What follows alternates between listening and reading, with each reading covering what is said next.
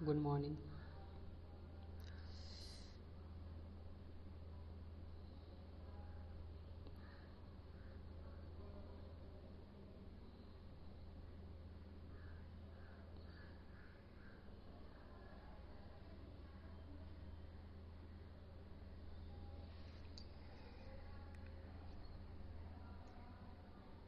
Can you hear me? Yes. Okay. So आज का topic I think आप लोग का सेमेस्टर कौन सा चल रहा है इस टाइम? फर्स्ट सेमेस्टर एग्जाम है आप लोगों को 16 को। ओके। डैनियल, आप बताएं। सर हमारा फर्स्ट सेमेस्टर चल रहा है। First sem. आई थिंक सब लोग फर्स्ट सेम या सेकेंड सेम में। Am I right? Yes sir. Okay. Then आप लोग ने सी ए आर 66 स्टडी करी है? Yes yes. Sir. Okay. So first हम सी ए आर 66 को कवर करेंगे। ओके।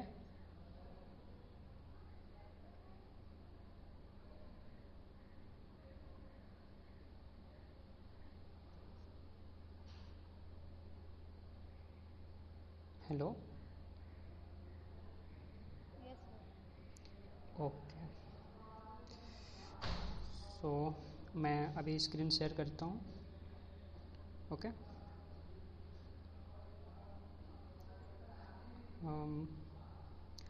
जो लोग आज नए हैं क्लास में या फिर मॉडल 6 या मॉडल 9 मीन्स कि मेरे अदर्स क्लास अटेंड नहीं किए हैं, जो नए हैं वो लोग अपना नेम एंड आपका जो कैटेगरी है, licence category, location and institute name, ये आफ्टर क्लास आप लोग मॉडल 10 जो ऑनलाइन क्लास की ग्रुप है उसमें आप लोग आफ्टर क्लास जस्ट आप लोग शेयर करेंगे। Okay.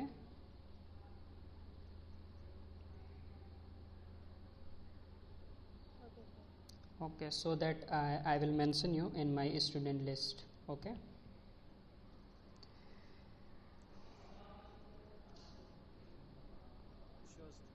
Okay, then I will now I will share my screen.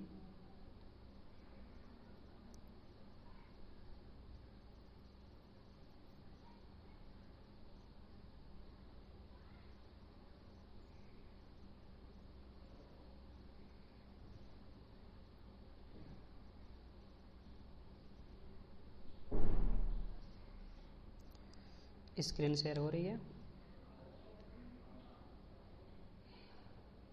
Yes sir. मैंने इसको थोड़ा एडिट किया है पीडीएफ को, सी आर 66 की।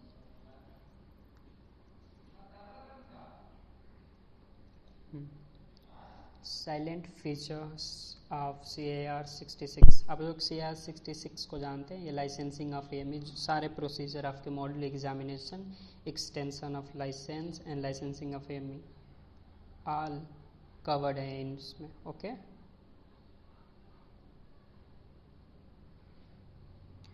तो फर्स्ट जो साइलेंट फीचर है इसमें हमें ज़्यादा कुछ स्टडी नहीं करनी है। इसमें जो फर्स्ट लाइन है ना, इसमें ये कहता है कि ये जो सी आर 66 है, रूल 61 जो लाइसेंसिंग ऑफ एम है उसको हार्मोनाइज किया गया है एंड ये एयासा पार्ट 66 के अकॉर्डिंग है। ओके। वैसे आपको पता होगा कि सारी जो सी ए आर है हमारी वो सब इयासा या फिर फा से रिकॉग्नाइज है या फिर सा से। Okay. Give your response please. Yes sir. Okay.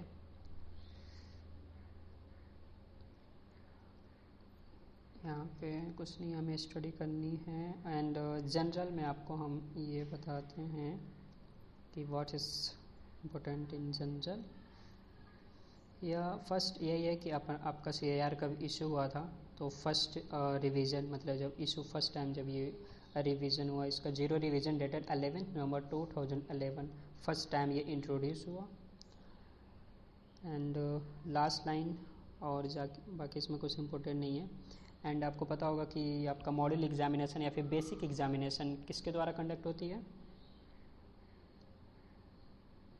BGCA। CEO कहते हैं, CEO. Okay, basic knowledge examination तो BGCA कंडक्ट करवाता ओ आई थिंक देखते हैं अभी। आई थिंक सीईओ है, ओके, जो कि कंडक्ट करवाएगा। ओके, सीईओ कहते हैं, डीजीसीए नहीं कहेंगे। ओके, देखिए यहाँ पे लाइसेंसिंग की दो डिफरेंट वे अवेलेबल है। लास्ट लाइन आप लोग देख सकते हैं, AME licensing of AME of CR66 pattern will be available in 2 different way. एक फर्स्ट है कि after conversion of existing AME licence with applicable limitations, अगर आपके पास लाइसेंस हो देन आप उसे कन्वर्जन कर रहे हो दूसरे लाइसेंस में या सब कैटेगरीज में, एक ये वे हो गया। एंड सेकेंड कि आप फ्रेश लाइसेंस इशू करवा रहे हो। फ्रेश कब होगा? After completing basic module examination, okay, conducted by CEO. आप लास्ट लाइन में देखिए, the basic module exam basic knowledge exam to be conducted by CEO, okay.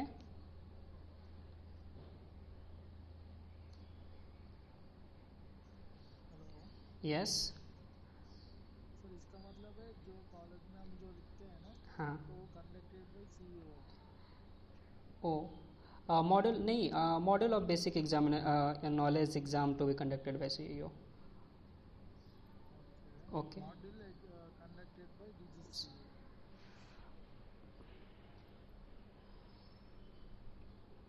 No no no, इधर आप देखिए यहाँ पे क्लियरली मेंशन किया गया है कि the model of basic knowledge exam to be conducted by CEO.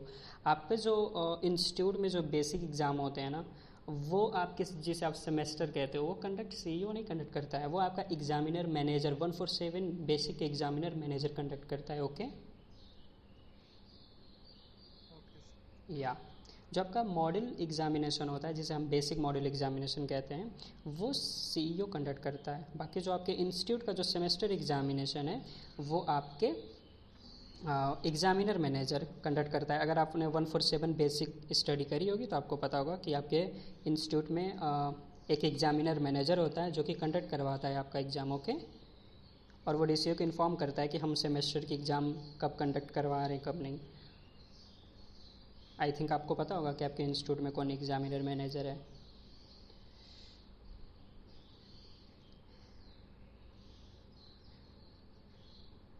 Next general में इससे ज़्यादा कुछ नहीं हमें जानना है। नेक्स्ट हम चलते हैं रिकॉर्ड ऑफ रिवीजन में। आप थोड़ा बहुत इसमें बस ये बताया गया कि क्या क्या इशू हुआ है, क्या रिवाइज हुआ है CR66 में, बाकी इसमें कुछ हमें स्टडी नहीं करना है। नेक्स्ट जो है, हम फर्स्ट आपको थोड़ा लेवल के बारे में आपको हम समझा देते हैं।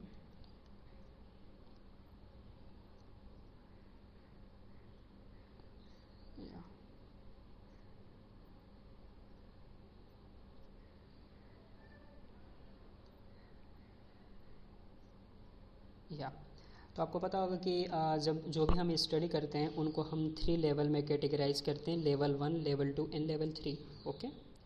और हर एक लाइसेंस कैटेगरी के लिए अलग अलग में लेवल के अकॉर्डिंग स्टडी करी जाती है, ओके। तो यहाँ पे कह रहा है category A, B1, B2 and B3 and C aircraft maintenance licence engineering, इनके लिए नॉलेज लेवल दी गई है जो कि 1, 2, 3 नॉलेज लेवल के अकॉर्डिंग डिफाइन है। यहाँ पे देखिए लेवल 1 कहता है familiarization with the principal element. Principal है मीन्स कि जो मेन या फिर मुख्य टॉपिक है वो है लेवल 1 के अकॉर्डिंग हम उसे स्टडी करते हैं। ऑब्जेक्टिव्स दे रहा है, थोड़ा सा और आपको अंडरस्टैंड करा रहा है लेवल 1 के अकॉर्डिंग में।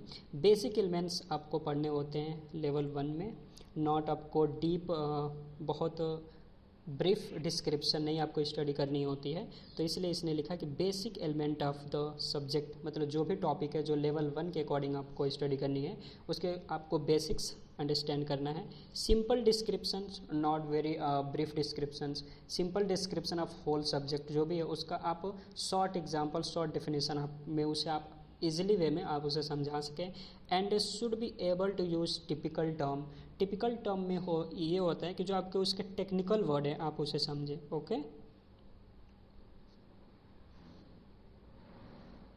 Hello, okay. अब हम लेवल 2 को आपको थोड़ा सा समझा सकते हैं। लेवल 2 क्या है? लेवल 2 में हम थियोरेटिकल एंड प्रैक्टिकल एस्पेक्ट भी स्टडी करते हैं। देखिए, लेवल 1 में हमें प्रैक्टिकल से कोई लेना देना नहीं है। अगर लेवल 1 के अकॉर्डिंग स्टडी करनी है तो हमें प्रैक्टिकल उसके एस्पेक्ट्स नहीं देखने हैं या फिर हमें नहीं समझने हैं, हमें बस उसमें थोड़े बहुत बेसिक अंडरस्टैंडिंग रखनी है। बट लेवल 2 ये कहता है कि हमें लेवल 2 में अगर स्टडी करनी है लेवल 2 के अकॉर्डिंग, तो हमें थियोरेटिकल पोर्शन तो कंप्लीट करने हैं, ऊपर से प्रैक्टिकल एस्पेक्ट्स भी हमें उन्हें देखनी है। और ability to apply that knowledge, और जो हम नॉलेज है वो अप्लाई कर सके प्रैक्टिकल एस्पेक्ट्स में। ओके, इसको और ज़्यादा डिस्क्राइब करता है, ऑब्जेक्टिव्स दिया हुआ है कि थियोरेटिकल पूरा able to understand theoretical fundamental of the subject, मतलब थियोरेटिकल पोर्शन आपको आना चाहिए उसके बारे में, जो भी सब्जेक्ट आप स्टडी कर रहे हो। Able to give general description of subject using appropriate या टिपिकल एग्जाम्पल्स, जो भी सब्जेक्ट है उसका आप अच्छे से जनरल डिस्क्रिप्शन दे सकें, उसके बारे में आप समझा सकें, ये कहता है। And be able to mathematical formula in conjunction with physical law describing the subject. अगर उस सब्जेक्ट से रिलेटेड कोई मैथमेटिकल फार्मूला है या फिर कोई फिजिकल लॉ है, जिस फिजिकल लॉ को आप डिस्क्राइब कर रहे हैं उससे रिलेटेड कोई मैथमेटिकल फार्मूला है या फिर फिजिकल कोई फार्मूला है, फिजिकल कोई लॉ से रिलेटेड कोई फार्मूला है, तो आप उसको लर्न रखना है, उसको भी आप अंडरस्टैंड करना है। ओके, जैसे कि अगर आप एरोडायनेमिक्स पढ़ते हैं तो उसमें कोफिशिएंट आते हैं, कुछ coefficient of drag, coefficient of lift, इन सब में ये सारी चीज़ें आपको लर्न करने की ज़रूरत है। इसमें ये बोलता है लेवल 2 के अकॉर्डिंग, इसलिए आपके बेसिक एरोडायनेमिक आपने मॉड्यूलेट देखा होगा तो उसका लेवल सबके लिए लेवल 2 है। मीन्स आपको थियोरेटिकल प्लस प्रैक्टिकल एस्पेक्ट उसके देखने हैं, आपके उसके मैथमेटिकल फार्मूले भी लर्न रखने हैं। ओके,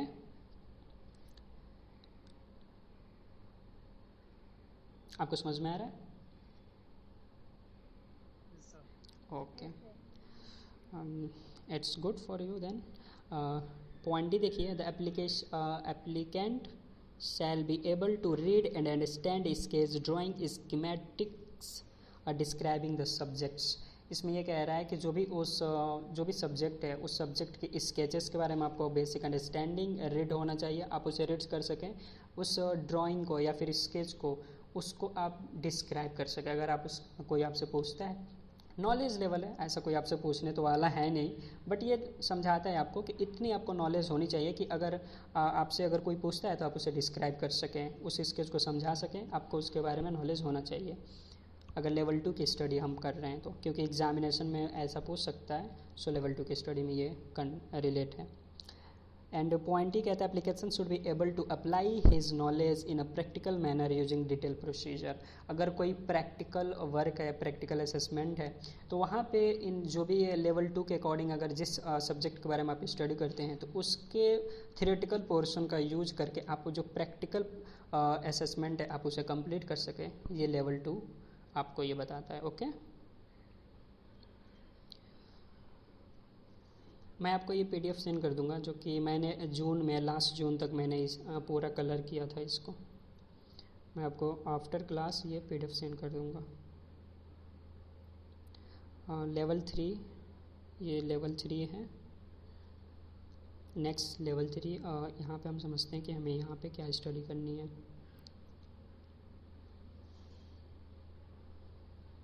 ओके, तो लेवल 3 कहता है a detailed knowledge of the theoretical and practical aspect of the subject and capacity to combine and apply the separate element of knowledge in a logical and comprehensive manner. Level 3 आपका ये कहता है कि आप उस subject को पूरे detailed वे में डिस्क्राइब कर सकें और प्रैक्टिकल एस्पेक्ट को अच्छे से समझा सकें, एंड जो आपके थियोरेटिकल नॉलेज है उसको प्रैक्टिकल असेसमेंट से रिलेट कर सके, आप एक एक पार्ट्स का एक एक एलिमेंट्स को आप समझा सके, एक एक सेपरेट एलिमेंट्स को भी आप समझा सके। तो वो हमारा ब्रीफ डिस्क्रिप्शन या फिर लेवल 3 होता है, जिसमें आप एक एक एलिमेंट को भी आप समझा सकते हैं। अगर कोई पार्ट्स है जिसमें 3-4 पॉइंट है, पार्ट्स हैं, तो उसके चारों पॉइंट्स को आप समझा सके, ये आप ये इसमें ये कहता है। अगर ऑब्जेक्टिव्स पढ़ते हैं तो आप हम इसको और बेसिक अंडरस्टैंडिंग करते हैं कि हाँ इसमें क्या है और भी चीज़ हमें किस तरह से स्टडी करनी है। तो इसमें ये कहता है the applicant should know the theory of the subject and inter relationship with the other subject. वो कहता है कि आपको उसके थियोरेटिकल पोर्शन आना चाहिए एंड इंटर रिलेट कर सके, अगर वो किसी और चीज़ से इंटर रिलेट होता है तो। ऐसा नहीं है कि अगर किसी चीज़ से रिलेट नहीं होता है फिर भी आप रिलेट कर दोगे, ऐसा नहीं होता है। सो अगर किसी चीज़ से वो इंटर रिलेट होता है तो आप उसे रिलेट कर सकें, आप उसे अंडरस्टैंड कर सकें। सेकेंड पॉइंट है able to give a detailed description of the subject using theoretical fundamental aspect specific examples. कह रहा है कि आपको डिटेल डिस्क्रिप्शंस अगर जो भी सब्जेक्ट है जिसके बारे में ये लेवल 3 दिया गया है उसके बारे में आप डिटेल डिस्क्रिप्शन दे सकें, आप उसके बारे में पूरे डिटेल्ड नॉलेज आपकी होनी चाहिए, थियोरेटिकल नॉलेज, और उसे आप यूज कर सकें एग्जाम्पल के थ्रू, आप उसे समझा सकें। ओके। पॉइंट सी कहता है कि able to use mathematical formula related to the subject as a level 2। इसमें भी वैसे ही है कि मैथमेटिकल फार्मूला आपको आना चाहिए उस सब्जेक्ट की अगर उससे रिलेटेड है। एज ए लेवल 2 भी यहाँ भी ये भी कहता है कि read and understand prepare sketch. यहाँ पे देखिए वहाँ पे प्रिपेयर स्केच के बारे में नहीं कहा था, वहाँ पे बस ये बोला था कि स्केच को आप समझा सके, कोई सिंपल ड्राइंग है या स्कीमेटिक ड्राइंग है आप उसे समझा सके। लेकिन यहाँ पे ये कह रहा है रीड करना है, रीड भी कर सकते हैं आप, अंडरस्टैंड कर सकते हैं एंड स्केच को प्रिपेयर भी कर सकते हैं। अगर आपसे कहा जाए ड्रॉ करने के लिए तो आप ड्रॉ भी कर सकते हैं उस स्केच को, मतलब आपका इतना नॉलेज होना चाहिए ताकि आप उस स्केच को ड्रॉ कर सकें। सिंपल ड्राइंग जिसमें कि सिंपल ड्राइंग को इंक्लूड कर रहा है, और स्कीमेटिक डिस्क्राइबिंग द सब्जेक्ट, जो स्कीमेटिक्स होते हैं उनको भी आप ड्रॉ कर सकें या फिर डिस्क्राइब कर सकें। ओके। पॉइंट ही कहता है apply his knowledge in a practical manner using manufacturer instructions. कहता है कि जो भी आपका नॉलेज है वो एक प्रैक्टिकल मैनर में मैन्युफैक्चरर इंस्ट्रक्शन के अकॉर्डिंग आप उसे अप्लाई कर सकें अपने नॉलेज को, जो कि मैन्युफैक्चरर अगर इशू करता है कोई भी चीज़ जिस पे आपको वर्क करना है तो अपने नॉलेज को आप प्रैक्टिकल वे में आप उसे अप्लाई कर सकें, ये होता है। लास्ट पॉइंट है able to interpret result from various source and measurements and apply corrective action where appropriate.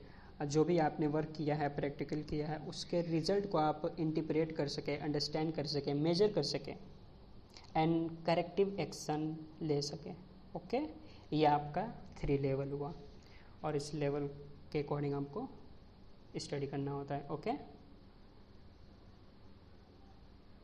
Hello. Okay.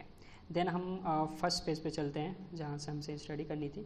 बाकी हमने आपको लेवल तो समझा दिया, बाकी ये कोई पूछता थोड़ी है, कभी कभी एग्जाम में लेवल से अभी क्वेश्चंस आ जाते हैं कि लेवल 3 डिस्क्राइब या लेवल 3 इंक्लूड, तो आपको ये इसके पॉइंट्स पता होने चाहिए। बाकी आप यहाँ पे देख सकते हैं कि आपके मॉड्यूलराइजेशन यहाँ पे किया गया है, turbine engine, piston engine, turbine engine and piston engine, avionics and pressurised non pressurised engine 2000 MTM and below.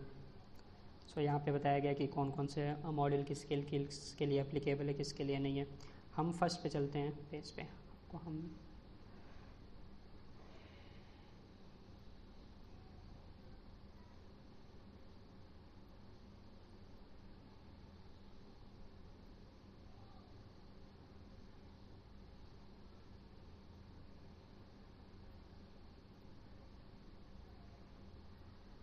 Okay. So first page में डिफाइन क्या करता है, aircraft maintenance a technical requirement है, सेक्शन है, सब subpart. Aircraft maintenance licence aeroplane and helicopters दोनों को include करता है। स्कोप में क्या बोल रहा है, this section define the aircraft maintenance engineer licence, establish the requirement for application, issue, condition of its validity. कहता है कि इस सेक्शन में हम इतना क्या पढ़ेंगे कि हम समझेंगे कि रिक्वायरमेंट क्या है एयरक्राफ्ट मेंटेनेंस लाइसेंस की, एंड उसकी एप्लीकेशन की रिक्वायरमेंट क्या है, इशू कैसे होगा, एंड उसके कंडीशन क्या है ताकि वो वैलिड रहे। ओके। तो लाइसेंस कैटेगरी आपको पता होगा कि कैटेगरी ए होती है, B1 होती है, B2 होती है, B3 एंड C। और कैटेगरी ए एंड B1 को हम सब कैटेगराइज कर देते हैं, A1 एंड B1.1 जो कि एयरप्लेन टरबाइन के लिए होता है, A2 and B1.2 airplane piston के लिए होता है, A3 B1.3 helicopter turbine and F4 B1.4 helicopter piston के लिए होता है। ओके। थोड़ा हम यहाँ पे फास्ट चलते हैं क्योंकि आपको ये सारी चीज़ें पता होगी। कैटेगरी B3 जो होती है एप्लीकेबल होती है पिस्टन इंजन के लिए, but non pressurise piston engine हो, एयरप्लेन हो, जो कि 2000 kg MTM होना चाहिए मैक्सिमम टेक ऑफ मास, या फिर उससे कम होना चाहिए, वो कैटेगरी B3 में होता है। अगर मतलब कि आपको ऐसे एरोप्लेन पे लाइसेंसिंग चाहिए तो आपको कैटेगरी B3 की लाइसेंस मिलेगी। ओके, तो आपके लाइसेंस कैटेगरी हो गए। और यहाँ पे 2 कैटेगरी और 2 ग्रुप की बात यहाँ पे कर रहा है। देखिए 2 ग्रुप में क्या क्या है। कह रहा है कम्प्लेक्स मोटर ग्रुप 1 जिसको कहता है ये complex motor powered aircraft as well multiple engine helicopters aeroplane maximum certified operation altitude exceeded flight level 290 aircraft equipped with fly-by-wire system and other aircraft requiring aircraft type rating when defined so by the DCA। तो group first में उन aircrafts को include किया जाता है जो कि complex motor powered aircraft हो, एंड मल्टीपल इंजन हेलीकॉप्टर्स को भी इसमें इंक्लूड किया जाता है, और ऐसे एरोप्लेन जिनकी मैक्सिमम सर्टिफाइड ऑपरेटिंग एल्टीट्यूड, मतलब कि वो कितने एल्टीट्यूड तक फ्लाई कर सकते हैं, तो फ्लाइट लेवल 290। अब फ्लाइट लेवल 290 का अर्थ ये हुआ 29,000 फिट ये हुआ। अगर आप फ्लाइट लेवल को हटाते हैं तो यहाँ पे 29 में देखिए यहाँ पे लिखा हुआ है फ्लाइट लेवल 290, अगर फ्लाइट लेवल को हम हटा देते हैं तो वहाँ पे हो उस 29 में हम जो 290 है इसमें 2 0 और इंक्लूड कर देते हैं। ओके, आपको यह बात पता है? हेलो, हाँ, तो हम क्या करते हैं जब भी हम फ्लाइट लेवल जो कि आगे रिटर्न हुआ है उसको अगर हम रिमूव करते हैं तो हम जो भी फ्लाइट लेवल दिया होता है उसमें हम 2 0 इंक्लूड करते हैं, फिर हम देखते हैं कि और इसे फिट में इस मेज़र करते हैं फिट में। तो कितना हो गया 29,000 फिट तक की अगर स्टडी होती है, मैक्सिमम 29,000 तक की एयरप्लेन फ्लाई कर सकता है, वो कॉम्प्लेक्स मोटर पावर्ड एयरक्राफ्ट है, एंड ग्रुप 1 में वो आएगा, उससे इंक्लूड किया गया है ग्रुप 1 में। तो ये ग्रुप 1 को डिफाइन कर दिया। ग्रुप सेकेंड को कौन सा डिफाइन करता है, तो कह रहा है कि अदर देन ग्रुप 1 में जितने भी हैं उनको छोड़ करके। अब ग्रुप 2 को भी सब डिवाइड किया गया है, group 2A, group 2B, group 2C। तो ग्रुप 2A में क्या है, single turbo propeller engine aeroplane हो, या फिर सिंगल टर्बाइन इंजन हेलीकॉप्टर हो, या फिर सिंगल पिस्टन इंजन हेलीकॉप्टर हो। मतलब सिंपल सा है। ग्रुप 2 में यह है कि अदर देन ग्रुप 1 हो, एंड जो भी एरोप्लेन या हेलीकॉप्टर हो वो सिंगल इंजन होना चाहिए, सिंगल टर्बो प्रोपेलर या फिर सिंगल टर्बाइन इंजन या फिर सिंगल पिस्टन इंजन। ये दोनों ये तीनों ग्रुप 2 में आते हैं। एंड ग्रुप C को ग्रुप 3 को क्या कैटेगराइज कर रहा है, ग्रुप 3 को ये बोल रहा है piston engine aeroplane other than group first. इसमें पिस्टन इंजन एरोप्लेन आते हैं जो कि अदर देन है, मतलब ग्रुप फर्स्ट को छोड़ करके वो सारे पिस्टन इंजन इसमें आते हैं ग्रुप 3 में। ओके, ये 3 आपके कैटेगराइजेशन है एयरक्राफ्ट की है। इन्हीं ग्रुप में आपको लाइसेंसिंग होती है। देखिए यहाँ पे लिखा था रेटिंग ऑफ द फर्स्ट जो लाइन थी, rating of the aircraft maintenance engineer licence shall be classified in following groups. मतलब इन्हीं 3 ग्रुप में जो भी एरोप्लेन या एयरक्राफ्ट्स हैं उन पे आपकी लाइसेंसिंग होती है। तो इसलिए ये पहले 3 ग्रुप्स आपको डिफाइन किया गया है। ओके, नेक्स्ट है एप्लीकेशन। तो फर्स्ट एप्लीकेशन कौन सा है, तो इसमें बताया गया कि एयरक्राफ्ट मेंटेनेंस लाइसेंस चेंज करना हो या फिर इशू करना हो, हम कौन सा एप्लीकेशन फिल करते हैं, तो CA फॉर्म 1901 एंड 02 जो कि अपेंडिक्स 5 में आपको डिफाइन किया गया है, दिया गया है, वहाँ आप देख सकते हैं। And necessary document and fees to DGCA, और भी जो भी अपेंडिक्स 5 में दिया गया होगा उसके साथ कि कौन कौन से डॉक्यूमेंट इंक्लूड करना है, एंड फ़ी क्या है DGCA की वो भी आपको पे करना होता है भारत कोष की वेबसाइट पे। तो ये सारी है, या फिर डिमांड ड्राफ्ट के थ्रू सेंड करना होता है, या फिर ऑनलाइन पे करना होता है। एंड अब तो सारी चीज़ें ऑनलाइन हो रही है। आपको eDGCA रजिस्टर करना है, आप लोगों ने कर लिया है क्या? हेलो, नहीं किया है? आप लोग को हम बताएंगे उसके बारे में, बट क्लास हो जाने दीजिए, उसके बारे में हम बताएंगे कल या नेक्स्ट क्लास में आपको बताएंगे रजिस्ट्रेशन के बारे में। ओके, हम यहाँ इसमें पढ़ लिया, आपको एप्लीकेशन के बारे में हमने बता दिया। नेक्स्ट जो टॉपिक है ना वो क्या है, in addition to document requirement CR66A appropriate the applicant for additional category subcategory to aircraft maintenance engine license shall submit his her current original aircraft maintenance license to the DCA to the CA form 1901।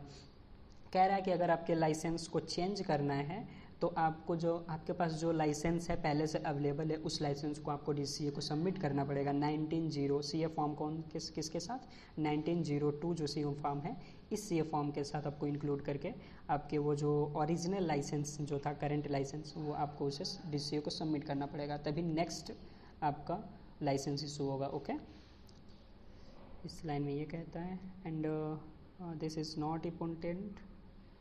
Next हम चलते हैं eligibility. तो आपको पता होगा कि आप किसके कैसे आपकी एडमिशन हुई है कि 10+2 एंड फिजिक्स PCM से आपने स्टडी की होगी किसी भी रिकॉग्नाइज बोर्ड से, तो आपकी स्टडी हुई होगी, आपने एडमिशन लिया होगा AME में एंड आपको पता होना चाहिए कि एटलीस्ट 18 ईयर एज होना चाहिए आपको लाइसेंस इशू होने के लिए, मिनिमम 18 ईयर एज।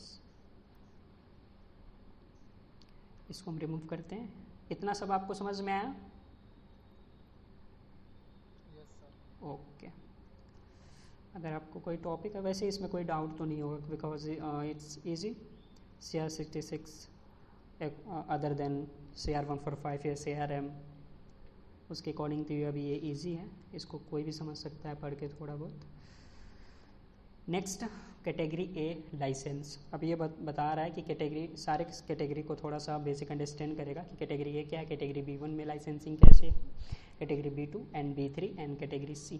तो कैटेगरी A कहता है holder to issue certificates for release to service after minor सीजर line maintenance and simple defect rectification within the limit of maintenance task specially endorse on authorization issue by a maintenance organization approved under 133B for broad category of aircraft endorsed on the license holder himself, maintenance organization that's it to issue the authorization। Category A में simple सा ये बोला है कि जो भी holder है जिसके पास कैटेगरी A में लाइसेंसिंग है, ओके, कैटेगरी A में जिनके पास लाइसेंसिंग है वो release to service CRS issue कर सकता है, बट तभी CRS इशू करेगा।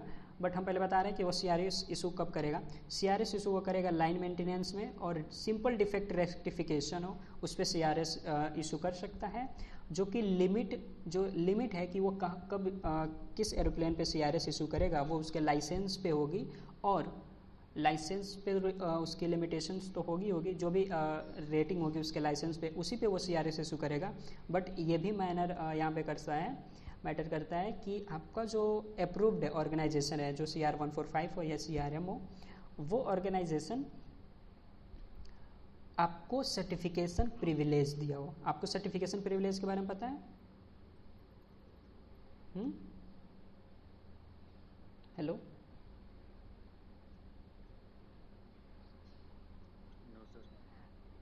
मैं आपको बताता हूँ, किसी को पता है? Anyone know what is certification privilege या व्हाट इज सर्टिफिकेशन?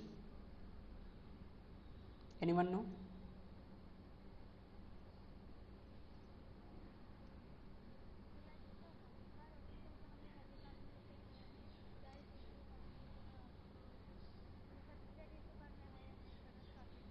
हाँ, मैं आपको थोड़ा सा डिस्क्राइब करता हूँ।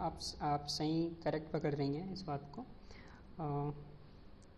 या आकांक्षा ने सही बोला है, person can sign for that parts, वो साइन कर सकता है। एंड देखिए सर्टिफिकेशन प्रिविलेज क्या होती है, वो आपका ऑर्गेनाइजेशन इशू करेगा आपको, बट वो आपको तभी मिलता है जब आपके पास अप्रोप्रिएट लाइसेंस कैटेगरी हो, मतलब आपके पास लाइसेंसिंग हो तभी आपको सर्टिफिकेशन प्रिविलेज दिया जाता है। वो ऑर्गेनाइजेशन पे डिपेंड करता है, 133B के जो अकॉर्डिंग अप्रूव्ड हो उस पर डिपेंड करता है कि अगर आप उसके लिए अच्छे AME लाइसेंस AME हैं, वो आप पे बिलीव करता है कि हाँ आप अच्छा वर्क कराते हैं, तो वो आपको ये प्रिविलेज या फिर ये ऑथराइजेशन आपको दे सकता है। ओके, तो ये आपका ऑर्गेनाइजेशन देता है आपको सर्टिफिकेशन। तो अगर आपके सर्टिफिकेशन प्रिविलेज मिलती है तो आप सर्टिफाई कर सकते हैं। अगर आपको ये है ऑथराइजेशन मिलती है ऑर्गेनाइजेशन की तरफ से तो आप आप सर्टिफाई करेंगे, मतलब CRS इशू करेंगे। तो अगर आपके पास कैटेगरी ए में लाइसेंस है और अगर आपके पास सर्टिफिकेशन प्रिविलेज है ऑर्गेनाइजेशन से, तो आप लाइन मेंटेनेंस में CRS इशू कर सकते हैं। एंड सिंपल डिफेक्ट रेक्टिफिकेशन का वर्क हो, उस पर आप CRS इशू कर सकेंगे और उसी पे CRS इशू कर पाएंगे जो कि आपके अप्रोप्रिएट लाइसेंस पे इंडोर्स हो। ये नहीं कि ऑर्गेनाइजेशन ये कह देगा कि नहीं आपके बी टाइप A1 A320 पे आपका रेटिंग है तो वो कह देगा A321 पे आप इंडोर्स आपको ऑथराइजेशन दे देगा, ऐसा नहीं है। आपका जो लाइसेंसिंग होगी ना उसी एयरक्राफ्ट पे वो ऑथराइजेशन भी आपको मिलेगा CRS इशू करने का। Okay,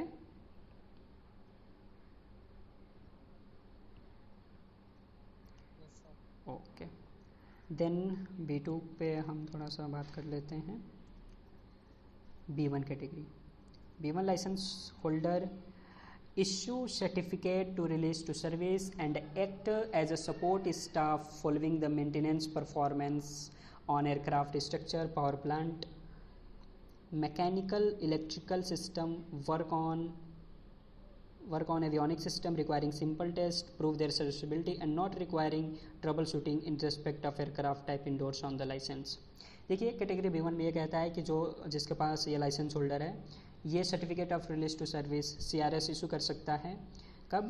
support staff CRS issue भी कर सकता है और ये सपोर्ट स्टाफ की तरह काम करता है, जो कि क्या कौन कौन से मेंटेनेंस परफॉर्म कर सकता है एयरक्राफ्ट स्ट्रक्चर पे, power plant, mechanical, electrical system and avionics system पे ये काम कर सकता है। ओके, कुछ लिमिटेड एवियोनिक्स मेंटेनेंस होते हैं जब पे B1 काम कर सकता है, जो कि उनके लाइसेंस पे इंडोर्स होगा, उन्हीं पे वो काम करेंगे जैसे अप्रोप्रिएट टाइप रेटिंग होगी। ओके, एंड यहाँ पे बोल रहा है कि अपनी सर्विसिबिलिटी प्रूफ करने के लिए आपको पता होगा कि ऑडिट होती है या फिर 12 मंथ्स में आपको एक बार चेक किया जाता है कि आपके पास अगर लाइसेंसिंग है तो क्या आप जिस एयरप्लेन के लिए, जिस टाइप रेटिंग के लिए, जिस अप्रोप्रिएट टाइप एयरक्राफ्ट के लिए आपके पास लाइसेंसिंग है, क्या आप उस पर वर्क कर पाते हैं या नहीं। वैसे आपको पता होगा कि जो लाइसेंस कैटेगरी लाइसेंसिंग जिनको हो जाती है, वो जिनके पास क्या सर्टिफिकेशन होती है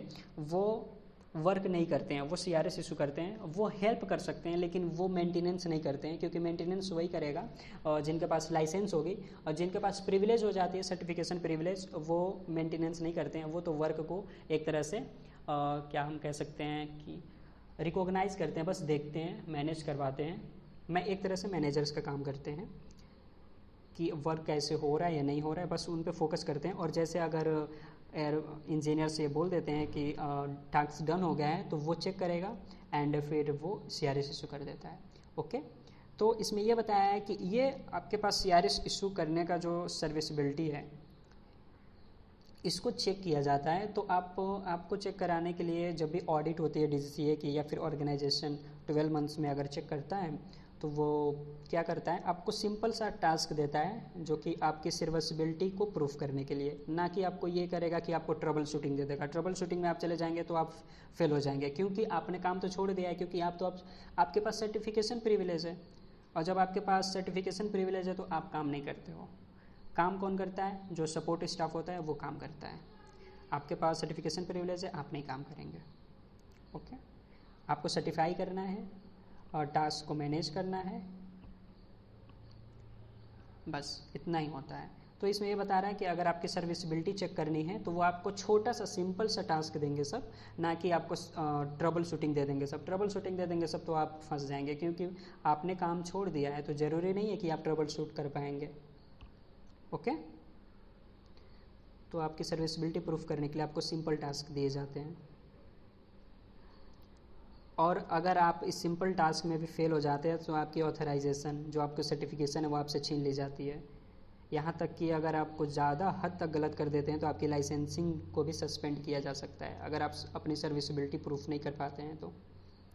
क्योंकि ये DGCA के ऑफिसर्स के देख में होता है, बट अब पता नहीं कितना होता है, कितना नहीं होता है, कैसे होता है, वो जब हम फील्ड में जाएंगे तो और अच्छे से समझ में आएगी कि वास्तव में सच में DGCA का ऑफिसर वास्तव में आता है या नहीं आता है, या फिर बस ये CR66 में रिटन है कि ऐसा होगा। बाकी एयरलाइन हम फील्ड में जाएंगे तो हमें समझ में आएगी। क्योंकि जो कि रिटन होता है बुक में ना, उसकी रियलिटी उससे कुछ अलग हो जाती है। जब भी हम फील्ड में जाते हैं तो फील्ड में जाएंगे तो हमें रियलिटी समझ में आएगी कि वास्तव में ऐसा कितना होता है।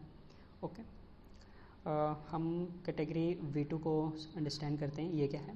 Category B2 licence holder to issue, ये इशू कर सकता है सर्टिफिकेट टू रिलीज सर्विस, ये भी CRS इशू कर सकता है, बट किस पे, avionics, electrical equipments, electrical system with in engine, वो इलेक्ट्रिकल सिस्टम जो कि इंजन के अंदर है, जैसे कि स्पार्क प्लग है, बट अब स्पार्क प्लग का काम भी B1 कर सकता है क्योंकि उसे प्रिविलेज है, अगर उसे प्रिविलेज मिली है तो वो कर सकता है।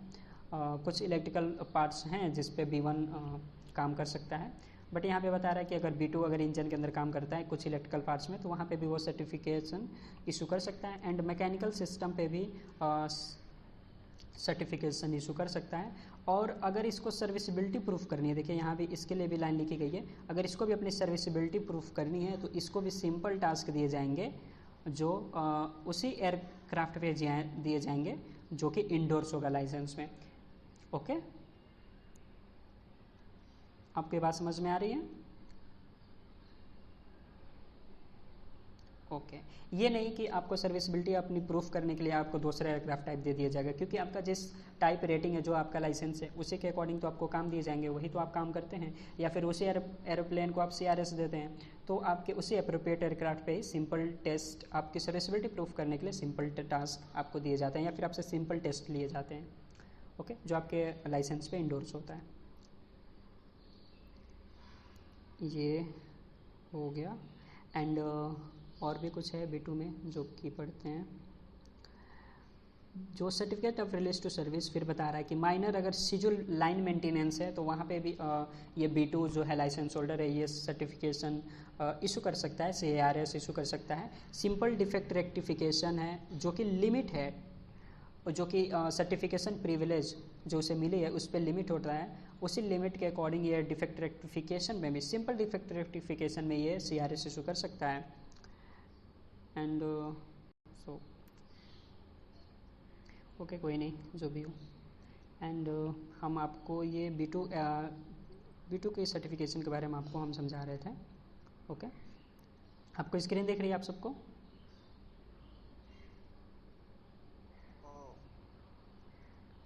स्क्रीन दिख रही है?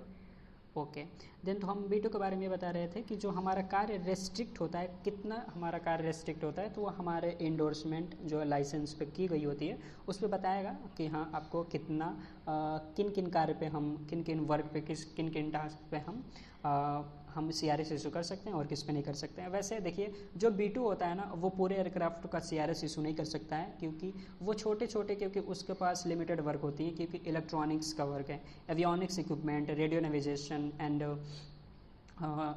इंस्ट्रूमेंट पैनल, इन सारी चीज़ों पे वर्क होता है। तो ये CRS पूरे एयरक्राफ्ट का तो इशू नहीं कर सकते हैं, बट ये कुछ जो इलेक्ट्रिकल कंपोनेंट है, पार्ट्स हैं, उन पे ये CRS इशू करते हैं। ओके, एंड जो B1 कैटेगरी का जो इंजीनियर होता है वो पूरे CRS, पूरे एयरक्राफ्ट का CRS इशू वही करता है। ओके, हेलो,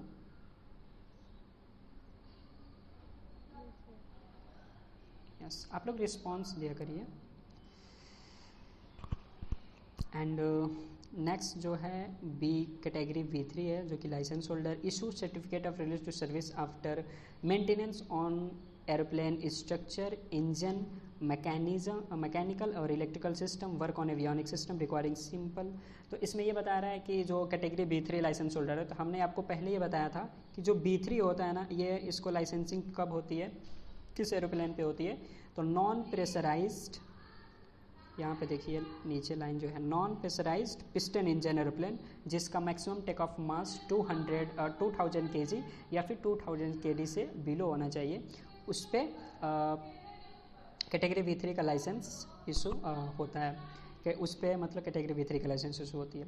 तो इसी एयरप्लेन पे ही ये अपना CRS इशू कर सकता है, या फिर जो उसके लाइसेंस पे प्रिविलेज हो उस पर। और इसमें भी यही कह रहा है कि अगर आपको अपनी सर्विसिबिलिटी प्रूफ करनी है तो आपको यहाँ पे भी सिंपल टास्क दिए जाते हैं, और यहाँ पे आपको ट्रबल शूट यहाँ पे भी नहीं दिया जाता है, क्योंकि आपको ट्रबल शूट दिया जाएगा तो आप फंस जाएंगे। क्योंकि आपने तो टास्क छोड़ दिया है ना काम करना, क्योंकि जो सर्टिफिकेशन जो इंजीनियर होता है वो टास्क नहीं करता है, जो कि सपोर्ट स्टाफ होते हैं वही काम करते हैं। ओके, सपोर्ट स्टाफ उन्हें कहते हैं जिनके पास सर्टिफिकेशन प्रिविलेज नहीं होती है, बट उनके पास लाइसेंस कैटेगरी होती है, उनके पास लाइसेंसिंग होती है। और सर्टिफाइंग स्टाफ हम उन्हें कहते हैं जिनके पास सर्टिफिकेशन प्रिविलेज होती है विद लाइसेंस, लाइसेंस के साथ सर्टिफिकेशन प्रिविलेज होती है, उन्हें हम सर्टिफाइंग स्टाफ कहते हैं। ओके,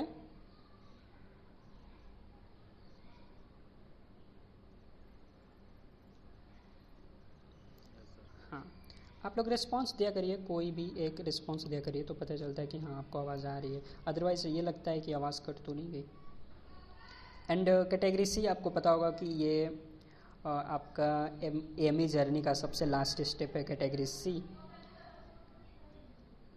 इसके बाद से कोई रेटिंग या फिर कोई लाइसेंसिंग नहीं होती है, जो लास्ट आपकी लाइसेंसिंग होती है वही होती है कैटेगरी सी, जो कि बता रहा है कि issue certificate of release to service after base. जब आप बेस में काम करते हैं, बेस में जितने भी CRS इशू होते हैं वो CRS इशू वही इंजीनियर कर सकता है जिसको कैटेगरी सी में लाइसेंसिंग हो। ओके, जिनके कैटेगरी सी में लाइसेंसिंग होती है वही, और जिनके पास सर्टिफिकेशन प्रिविलेज होती है, यही इंजीनियर्स बेस मेंटेनेंस में CRS इशू करता है। Okay, category B2 licence holder अब वो CRS इशू नहीं कर सकता है बेस में, अगर उसके पास कैटेगरी सी की लाइसेंसिंग हो तभी वो CRS इशू करेगा बेस में, और उसके पास प्रिविलेज हो सर्टिफिकेशन की, देन। ओके, इस लाइन में बस इतना ही बताया है।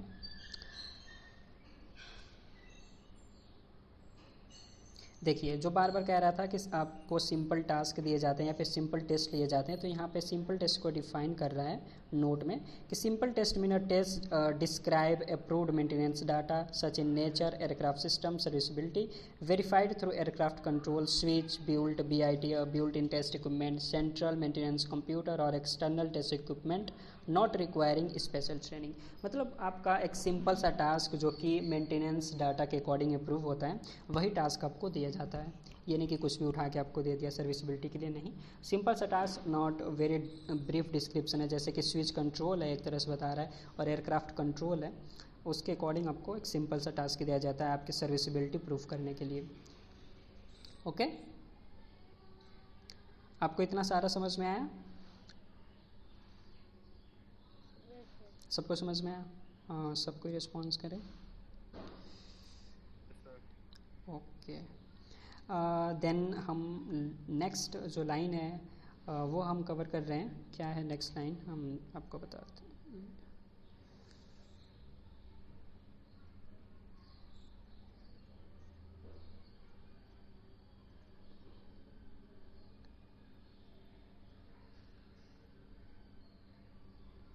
ये थोड़ा सा डिस्टर्ब हो गया, हम यहाँ पे थे। हाँ, तो जो यहाँ की नेक्स्ट लाइन है ना वो थोड़ा देखते हैं क्या कहता है। द होल्डर ऑफ लाइसेंस, ये लास्ट वाली देखिए, the holder of aircraft maintenance engineer licence may not exercise certification privilege unless. कह रहा है कि वो अपना सर्टिफिकेशन प्रिविलेज मतलब वो CRS इशू नहीं कर सकता है, या फिर वो जिस पे उसे सर्टिफिकेशन प्रिविलेज जो मिला है सर्टिफिकेशन करने के लिए वो उसे यूज नहीं कर सकता उस अपने प्रिविलेज को। कब नहीं यूज़ कर सकता है, तो इसमें ये बता रहा है कि अगर वो एप्लीकेबल रिक्वायरमेंट को फॉलो नहीं कर रहा है, कंप्लाई नहीं कर रहा है CRM एंड CR 145 के रिक्वायरमेंट को, देन वो अपना सर्टिफिकेशन जो प्रिविलेज उसको मिली है इसको वो इशू नहीं मतलब उसे एक्सरसाइज नहीं कर सकता है, मतलब कि उसे यूज नहीं कर सकता है। ओके, एंड नेक्स्ट लाइन ये कहती है, हम नेक्स्ट चलते हैं। नेक्स्ट सेकेंड लाइन ये कहता है कि in preceding 2 year, next 2 year में in preceding 2 year he or she has acquired 6 months of maintenance experience in accordance with the privilege granted to the aircraft maintenance license, met the following of the issue of appropriate privilege। कह रहा है कि 2 महीने के अंदर उसे 6 month की experience होनी चाहिए जो कि जिस पे उसको लाइसेंसिंग है, तभी ये सर्टिफिकेशन प्रिविलेज उसे मिलेगा, या फिर वो उसे एक्सरसाइज कर सकता है, उसके अकॉर्डिंग काम कर सकता है। ओके, आपको प्रिविलेज क्या है? जो आपका अधिकार है, जो आपको दिया गया है, वो प्रिविलेज है। ओके, कि आप ये काम कर सकते हैं। तो वही सर्टिफिकेशन प्रिविलेज मतलब कि एयरक्राफ्ट को सर्टिफाई करना, मीन्स कि CRS इशू करना। कोई CRS का फॉर्म बता सकते हैं हमें? Certificate of reach to service. हाँ, उसका फॉर्म CA फॉर्म कौन सी है? कौन सी फॉर्म इशू होगी? किस फॉर्म के थ्रू CRS इशू होती है? एनीवन?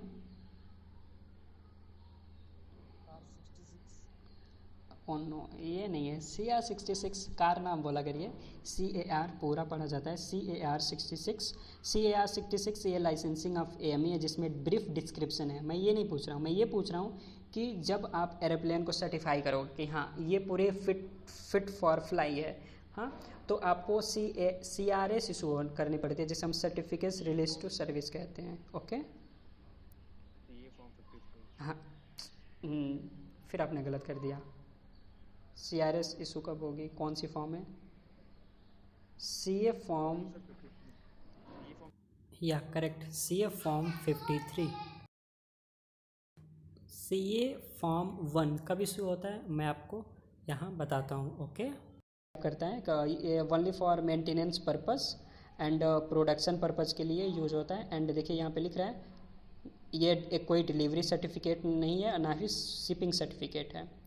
और ये देखिए एयरक्राफ्ट और not be releasing using this certificate, इस सर्टिफिकेट का यूज़ करके हम एयरक्राफ्ट को रिलीज़ नहीं करते हैं। बस ये एक प्रोडक्ट के लिए एक इक्विपमेंट जिसका हम दोबारा से रीयूज कर सकते हैं।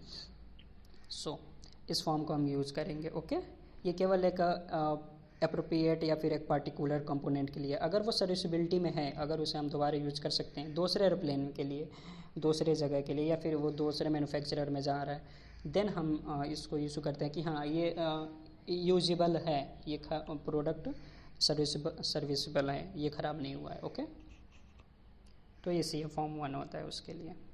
और जो CA फॉर्म 53 होता है वो आप सही बोल रहे हैं, वो मेंटेनेंस, वो CRS होता है, सर्टिफिकेट रिलेटेड टू सर्विस के लिए।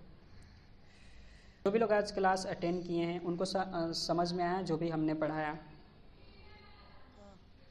ओके, देन जो भी लोग ओके देन जो भी लोग यहाँ पे है जिनको स्टडी करना है या फिर उनको पढ़ना है, वो चाहते हैं स्टडी करना, वो लोग सब कोई अपना, मैंने आपको बताया था आपको कुछ डिटेल्स देनी होती है, क्योंकि मैं अपने स्टूडेंट लिस्ट में मेंशन करता हूँ कि हाँ कौन से स्टूडेंट हमारा मेरे से स्टडी कर रहे हैं। तो उसमें क्या क्या आपको देना है अपना, जैसे मैं क्लास क्लोज करता हूँ जस्ट आप शेयर करेंगे, मुझे वेट ना करना पड़े, विदिन 5 मिनट्स आप शेयर करेंगे आपका नेम, कंप्लीट नेम एंड आपका अप्रोप्रिएट जो भी कैटेगरी है, लाइसेंस कैटेगरी, वो आपका लोकेशन एंड आपका इंस्टीट्यूट नेम, ये 4 पॉइंट्स आप हमें डिटेल्स में भी देंगे। ओके, आप पर्सनली मुझे कर सकते हैं या फिर ग्रुप में, अगर आपको लगता है कि नहीं मैं ग्रुप में नहीं सेंड कर सकता हूँ तो आप मुझे पर्सनली कर सकते हैं व्हाट्सअप एंड या फिर आप हमें डायरेक्ट ग्रुप में आप व्हाट्सअप करें। ओके, हाँ, और मैं ये बता रहा हूँ आपको कि जो भी इम्पोर्टेंट टॉपिक्स है, जैसे कि मैं स्टडी कराता हूँ, तो आपके ग्रुप का जो डिस्क्रिप्शन है वहाँ पे 2 लिंक मिलेंगे आपको। एक तो स्टूडेंट लिस्ट की जिसमें सब लोग का नाम मेंशन होगा, ओके, ग्रुप डिस्क्रिप्शन में, एंड एक वो लिंक मिलेगी आपको ग्रुप डिस्क्रिप्शन में जिसमें मैं जो टॉपिक जिस दिन कवर करूँगा उसमें क्या इंपॉर्टेंट टॉपिक थी वो टॉपिक मैं मेंशन करता हूँ। तो वो एक डॉक्यूमेंट की लिस्ट होगी, मतलब गूगल डॉक की लिस्ट होगी, लिंक होगी। आप वो डेली मैं लिंक अपडेट करता रहता हूँ, जैसे जैसे क्लास होती है मैं अपडेट करता हूँ लिंक को। तो आप डेली अगर आप देखना चाहते हैं कि क्या क्या इंपॉर्टेंट टॉपिक थी इस सेशन में, तो आप उस लिंक को ओपन करके आप उस डॉक को देख सकते हैं। ओके, या फिर आप डाउनलोड भी कर सकते हैं, लेकिन डाउनलोड करने की कोई ज़रूरत नहीं है। जब पूरी क्लास कंप्लीट हो जाएगी, जब आपका पूरा सेशन फाइनल हो जाएगा, तब आप एक ही बार उसे डाउनलोड कर सकते हैं, क्योंकि मैं डेली वो अपडेट करूँगा, इसलिए मुझे डेली आपको लिंक ना देना पड़े, इसलिए मैं वो लिंक मेंशन करूँगा डिस्क्रिप्शन में। ओके, आपको समझ में आ रहा है मैं क्या कह रहा हूँ? ओके, और जो स्टूडेंट लिस्ट होती है वो भी मैं वहाँ पे मेंशन करता हूँ, तो वहाँ पे आप देख सकते हैं कि आपका नाम है या नहीं है, कोई छूट तो नहीं है उसमें। ओके,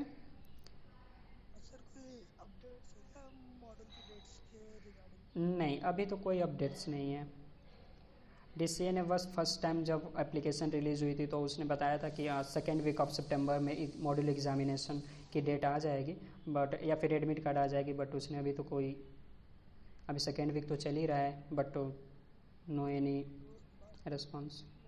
अक्टूबर में आएगा एग्जामिनेशन डेट, सितंबर में नहीं आएगा, अभी अक्टूबर में आएगा। अक्टूबर में आएगा। कोई इन्फॉर्मेशन है DCA की तरफ से?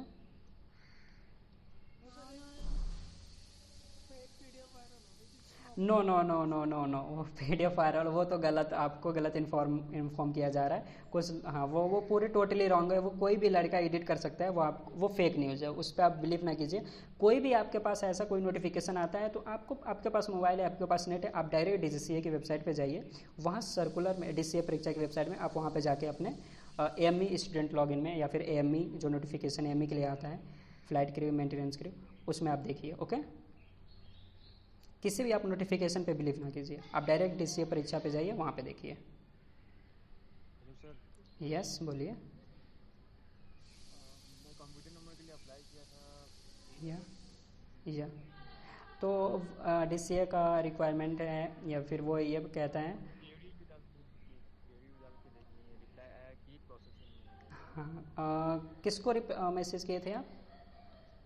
DCA की क्वेरी पे क्यूरी पे। ओके, तो अभी 8 सितंबर में किए थे, 8 अगस्त 8 अगस्त को किए थे। हाँ, कभी कभी DCA थोड़ा टाइम ले लेता है, कभी कभी 40 वीक्स, हाँ, काफ़ी लोग का 1 वीक्स में आ जाता है, काफ़ी लोग का 4 वीक्स भी ले लेता है।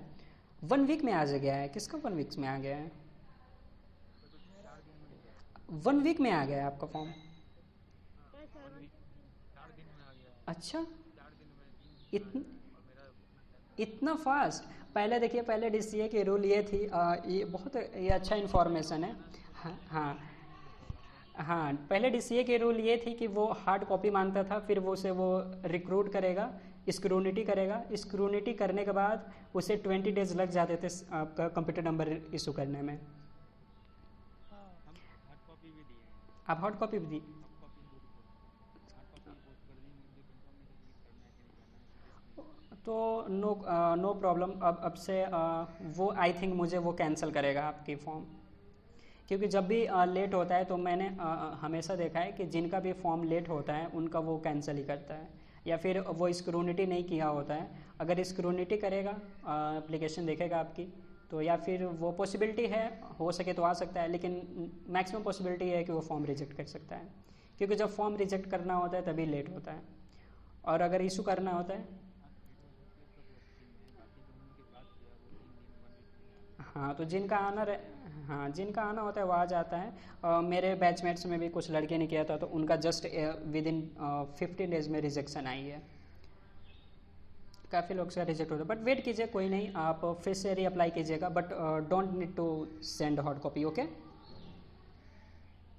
अभी कोई नीड नहीं है। ओके, और जो मैंने कहा अपना डिटेल्स वो आप दे दीजिए। बाकी कोई डाउट्स होगी तो हम नेक्स्ट बात करेंगे, क्योंकि अभी नेक्स्ट क्लास की टाइम हो रही है। ओके